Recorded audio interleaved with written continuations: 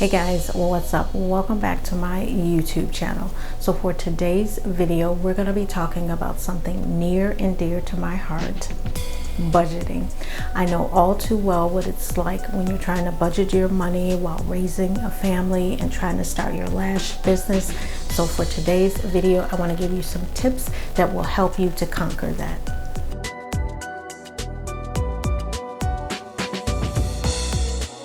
My name is Miss La, and I'm a licensed cosmetologist and lash artist. I'm the owner of Sheer Faces Lash Studio, and we also do lash business training.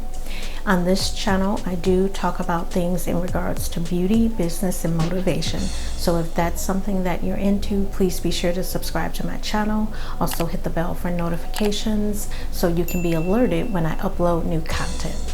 I understand all too well what it's like trying to budget your finances while you're trying to chase your lash business or entrepreneurial dreams. So for today, I want to give you some quick tips that will make it just a little bit better about you trying to budget your money, all while opening your lash business. So I don't know about for you, but for me, I'm better at it now, but talking about money would sometimes just make me tense up.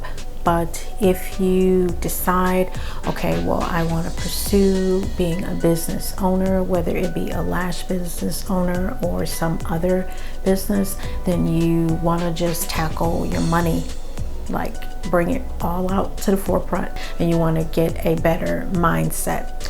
Now, one of the first things that you want to do is to set a clear and realistic budget. You know what type of money you got, you know what you're working with, so you want to be realistic about that. So creating a realistic budget according to the money that you have is going to be one of the major keys. You want to be sure you're keeping track of your income, your expenses, and you want to set clear financial goals. And when I say clear financial goals, start small. Like if you say, hey, I want to try to save $500, do that, all while keeping track of your other expenses. Because I know for me, raising 6 kids, like, that was a slippery slope there. But I know knowing all my bills, knowing what type of money I had coming in and what type of money I had going out, that helped me to keep my expenses down to the bare minimum, and it allowed me to save whatever I could, so that way when I got into certain circumstances or when I wanted to start my business, I kind of had that money to do that with. You also want to differentiate between your needs and your wants. Yes, I need to pay my DTE bill. That's what we have where I'm at. Yes, I want that new pair of shoes, or I want that new purse. You have to learn how to differentiate and what is going to be more beneficial to you right now. I mean, the struggles that you may be going through with your money, that's just a season. It will pass. Trust me, it will pass. But you want to differentiate between your needs and your wants, and then you want to plan ahead for whether it be a business expense or a personal expense. I know some people like to do the $1,000 point. They feel like that's a good point for a savings, so strive to do that as much as possible. I'll be honest, I recently just got to the point where I was able to do that, and trust me, those years leading up to that, that was something.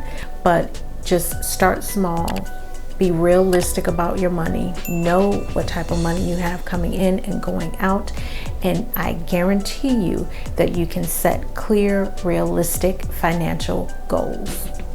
Consider side hustles or ways to bring in additional income. If you are already licensed as a lash artist, then you could offer lash services like after work or on the weekends. Or if you have other skills, like if you're good at, I don't know, web design or making graphics, then you can offer those services to put more money into your bank account. When you have more than just your job, when you have more money coming in than just that, then it takes sort of the tension off, because those bills don't stop. The day-to-day life doesn't stop, but when you have more money coming in, you can put more towards your savings and also your business, and then you can start to develop that financial cushion that you need. Like I said, $1,000 is a good thing to have in the bank for most people. I think that's like the average. I've heard that somewhere for us normal people, about $1,000. So that's a good way by taking on a side hustle or bringing in additional income in addition to your regular job. Time management is essential. You have to find the happy medium of how to balance your job, your family life, and your business. I know it's difficult. I know I've been there. I've worked 2 and 3 jobs while raising 6 kids. So trust me, don't nobody know that better than me, but you have to learn how to do that. And then also, one good tip is to prioritize the tasks that are directly related to your business. And this is how I do that. Like, I work a full 40-hour-a-week job right now. After I get off that job, then I grab some dinner, relax, because that job is truly crazy. But after I do that, then I set aside like an hour, usually it's more than that, to work on my business. And then in my phone, I keep like notes of what I have to do. So when it's time for me to get off work after I have my dinner and I'm ready to focus on my business, I just go boom, boom, boom. I hit all the tasks that I need to do. So I know it sounds like a lot because you physically are tired, especially if you have younger kids, but you have to start small. Even if you can only do 30 minutes, start with 30, then after 30 days, work up to an hour, but you have to carve out time every single day to work on your business. When you start to manage your time more effectively, you will start to see progress in not just your business, but in your personal life and in your job, because you're more organized, you feel like you're getting things done, and you feel proud of that. So trust me, you have to learn how to maximize and budget your time effectively. Don't hesitate to apply for and seek out different types of loans, grants, anything that will support and fund your business. There are so many grants and different loans that are available to people of all different economic sectors and coming from all different types of backgrounds. So you want to seek those out and apply for those.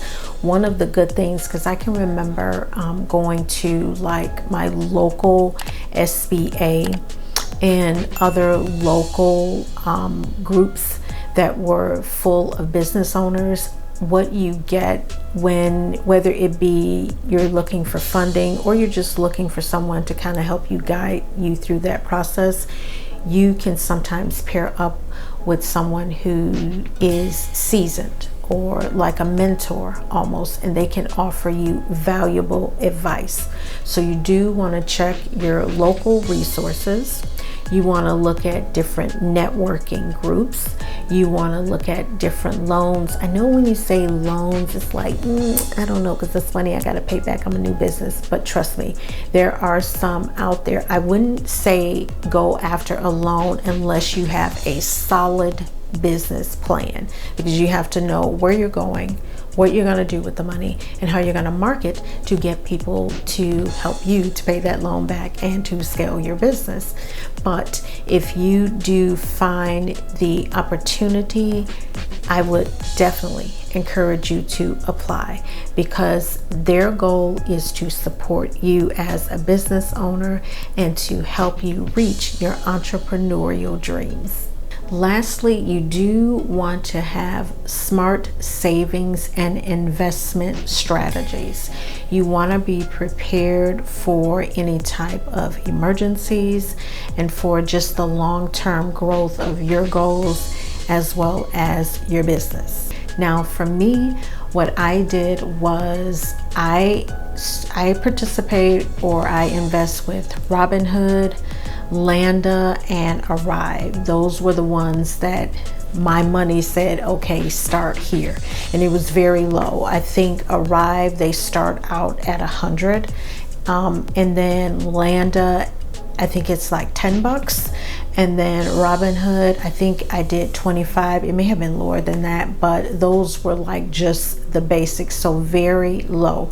And I decided to do that. Like, I didn't jump all in. And if you think I'm about to give you a whole bunch of financial investment tips, I am not, because that's not something that I'm skilled or well versed in. I'm still learning that, but I am doing something. The key is to do something.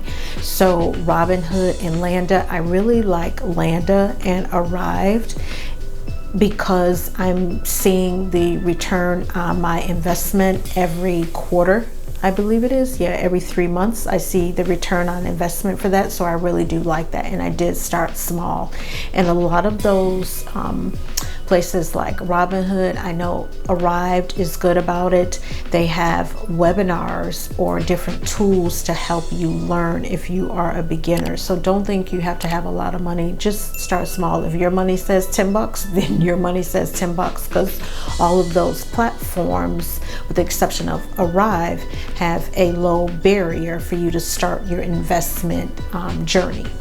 You want to consider low risk investments as well as a savings. Now, when I say savings, like a high yield savings, I believe it's what it's called. Like I said, I'm not your financial person. I'm just learning myself, but I'm doing something. But I know when you get like a high yield savings, then you're getting a better interest on your money. And it's not like, instead of it being like in a bank 0.001%, if you get something that's like a high interest, I think, I may not be saying it right, it may not be high yield, it may be high interest, but either way, you're getting more like 2, 3, 4, whatever percentage it is on your money that you have putting into a savings. And that's money that you can use towards your emergency fund or your business. So you want to consider those types of strategies and do what you feel comfortable with. Do and go with a platform where you feel like you can learn. Don't try to jump all in and just throw money out. Start small, but at least have a strategy in place where you're doing something. Budgeting as a single parent can be challenging, but with the right strategies and starting small, you will begin to see the progress. And the whole goal is to make some of the best choices for your situation and not being so stressed out about it. You want to make good financial choices. You want to budget your money as best as you can so you can achieve your financial goals for your business and for your family. To help you on your budgeting journey and getting a better mindset about your money, I've prepared a money abundance journal, which is totally free for you to download. You can find the link in the description box. This money abundance journal is full of prompts and different tips to help you start an investment strategy and to get a better handle on your finances. So find the link in the description box and download your free money abundance journal. Thank you so much for watching this video. If you found this information in this video to be helpful, please be sure to subscribe to my channel. Also hit the bell for notifications so you can get more content that I put out that can help you to start your lash business or any business, because this information will pertain to any business. Until next time, stay consistent, stay focused, and don't give up.